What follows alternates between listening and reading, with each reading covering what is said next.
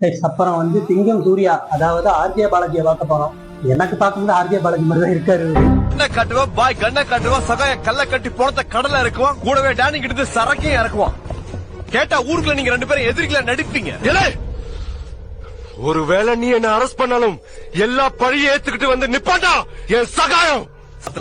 அவன் செல்போன் இருக்கிற IME நம்பரை வச்சுட்டு அவன் எத்தனை சிம் கார்டு மாத்திட்டு இருக்கான், எந்தெந்த ஊருக்கு போயிட்டு இருக்காங்க வரைக்கும் நாங்க ஃபாலோ பண்ணிட்டு இருக்கோம். ஒரு வாரம் நாகர்கோயில் இருந்திருக்கான், 5 நாள் குற்றம். எனக்கு முடிதே அவரை பார்த்தா ஆர்ஜே பாலாஜி மாதிரி இருக்கு. அதுல உங்களுக்கு லைட்டா தோணுதான்னு பாருங்க. அந்த முகவாட்டம், மூக்கு பார்க்கும்போது ஆர்ஜே பாலாஜி மாதிரியே இருக்கு. எனக்கு தோணுதல உங்களுக்கு தோணுதான்னு கமெண்ட் கொடுத்துருவாங்க. நீங்க உங்களுக்கு மாப்பிள்ள பாத்துட்டு இருக்கீங்கல்ல, அவர் ஒரு சாதாரண டிரைவர் அந்த பரவாயில்லையா? இந்த ஊபர், ஓலா, கேப் டிரைவர் நீங்க உங்களுக்கு மாப்பிள்ள பாத்துட்டு இருக்கீங்கல்ல, அவர் அந்த பரவாயில்லையா? ஓகேதான். ஏன் அதுவும் நல்ல வேலை தானே.